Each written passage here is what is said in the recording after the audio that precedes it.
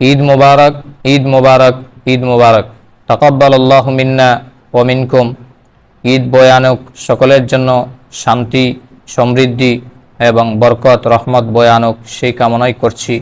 আমরা এখন দেখে নিব ঈদ উল ফিতরের নামাজ কিভাবে আদায় করতে হয়, এক নজরে আমরা দেখে নিব। সর্বপ্রথম তাকবীরে তাহরিমা আল্লাহু আকবার বলবো, তারপরে আমরা সানা পড়ে নিব।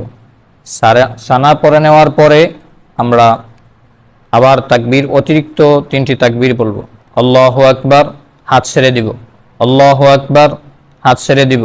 আল্লাহু আকবার, হাত বেঁধে নিব। সূরা ফাতিহা এবং অন্য সূরা মিলাবো। তারপরে আমরা রুকুতে চলে যাব। তারপরে আমরা 1 রাকাত পূর্ণ করব।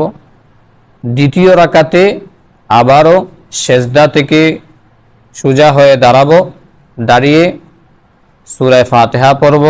সূরা ফাতিহার পরে অন্য সূরা মিলাবো। তারপরে রুকুতে যাওয়ার আগে অতিরিক্ত 3টি তাকবীর বলবো।